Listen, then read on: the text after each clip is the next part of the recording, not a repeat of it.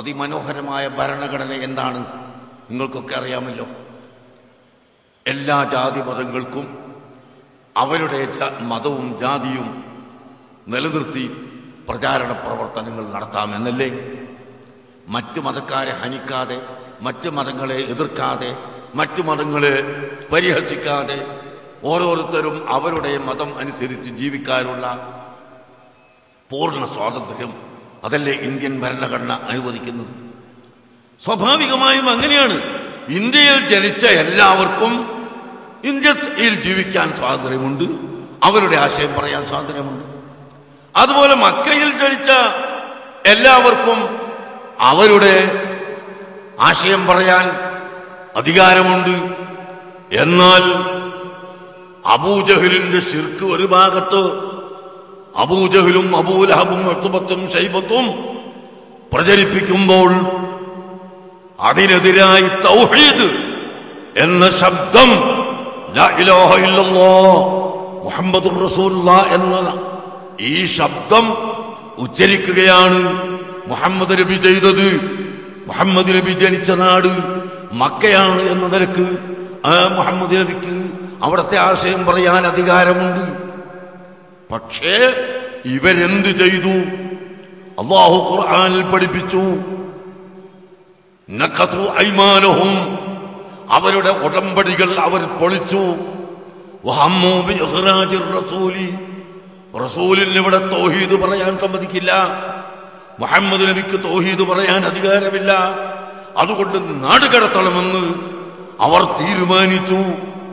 എന്ന് മാത്രമല്ല, വഹും ബദഊകും അവ്വല മറ, ആദ്യമായി യുദ്ധം തുടങ്ങിയത് മക്കയിലെ മുശ്രിക്കുകളാണ് എന്നാണ് ഖുർആൻ പഠിപ്പിക്കുന്നത്. ആദ്യമായി യുദ്ധം തുടങ്ങിയ മക്ക മുശ്രിക്കുകളോട് ഡിഫൻസ് എന്ന നിലക്ക്, അതിന്റെ പ്രതിരോധം എന്ന നിലക്കാണ് ബദർ യുദ്ധം നബി സല്ലല്ലാഹു അലൈഹി വസല്ലം തങ്ങൾ ചെയ്തതെന്ന് ഈ ഖുർആൻ പഠിപ്പിക്കുമ്പോൾ നബി സല്ലല്ലാഹു അലൈഹി വസല്ലം ഒരു കക്ഷിയെയും വെറുതെ ആക്രമിക്കാൻ പോയിട്ടില്ല, ആരെയും മാറ്റി ഓടിക്കാൻ പോയിട്ടില്ല.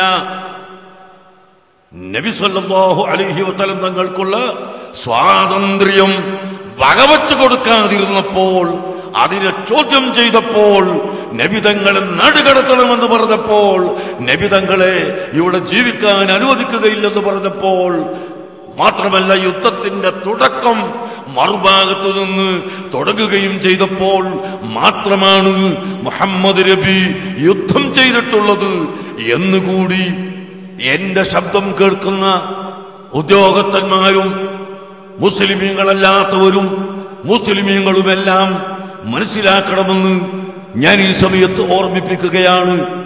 അതുകൊണ്ട് തീർച്ചയായും മുഹമ്മദ് നബിയോ നബി സല്ലല്ലാഹു അലൈഹി വസല്ലം കൊണ്ടുവന്ന് പരിശുദ്ധ ഖുർആനോ ഇവിടെ ഒരിക്കലും ഭീകരവാദത്തെ പ്രോത്സാഹിപ്പിച്ചിട്ടില്ല, ഭീകരവാദത്തെ അനുവദിച്ചിട്ടില്ല, തീവ്രതക്ക് അനുവാദം നൽകിയിട്ടില്ല. മറിച്ച് നിങ്ങൾ തീവ്രവാദികളാവരുത്, ഭീകരവാദികളാവരുത്, നിങ്ങളെപ്പോഴും സമാധാനത്തിലും സഹിഷ്ണുതയിലും മൈത്രിയിലും ജീവിക്കണമെന്നാണ് പരിശുദ്ധ ഖുർആൻ പഠിപ്പിച്ചത്. അതാണ് നബിതങ്ങൾ പഠിപ്പിച്ചത്, അതാണ് ഇസ്ലാമിന്റെ സന്ദേശം. ആ സന്ദേശമാണ് ഇവിടെ സുന്നത്ത് ജമാഅത്തിന് വേണ്ടി പ്രവർത്തിക്കുന്ന സമസ്ത കേരള ജമിയത്തുൽ ഉലമയുടെ നയം എന്ന് മാത്രം നിങ്ങളോട് പറഞ്ഞുകൊണ്ട് ഞാൻ എന്റെ വാക്കുകൾ അവസാനിപ്പിക്കുകയാണ്.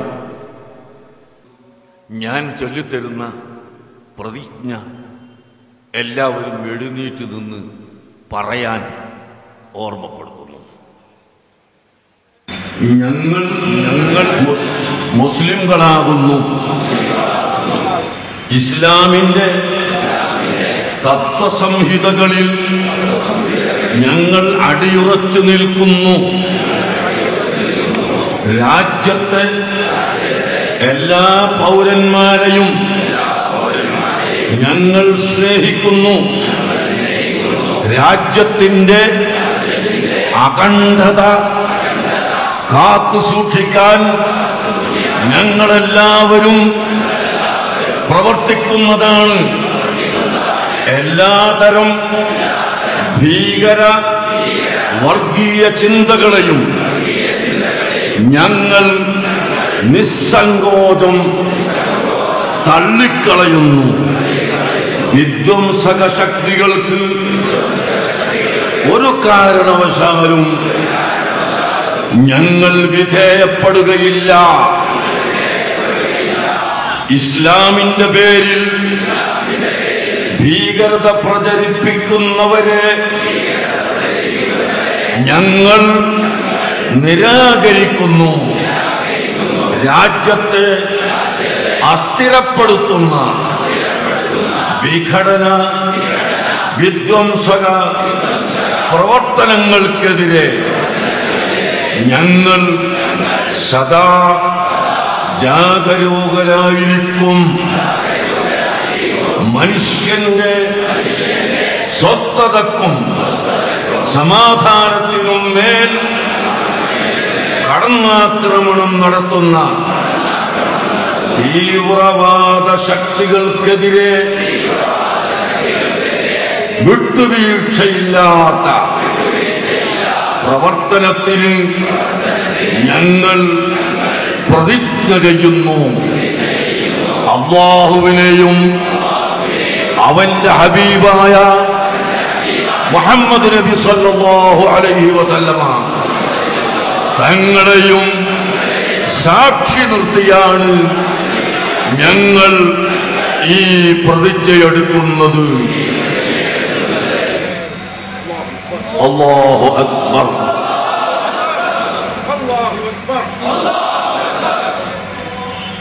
അല്ലാഹു സുബ്ഹാനഹു വ തആല നമുക്കെല്ലാവർക്കും ഈ രാജ്യത്തിന്റെ അഖണ്ഡത കാത്തു സൂക്ഷിക്കാൻ, ഈ രാജ്യത്തിന്റെ നന്മയ്ക്ക് വേണ്ടി പ്രവർത്തിക്കാൻ, ഐക്യത്തോടെ സൗഹൃദത്തോടെ മതമൈത്രിയോടെ ജീവിക്കാൻ തൗഫീഖ് നൽകുമാറാകട്ടെ.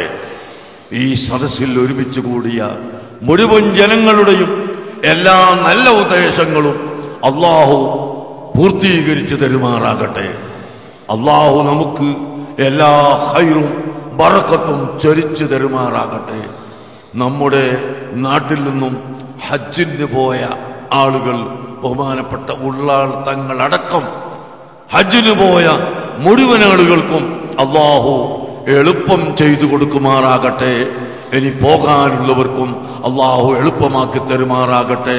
നമ്മുടെ എല്ലാ കാര്യങ്ങളെയും അല്ലാഹു സ്വീകരിക്കുമാറാകട്ടെ.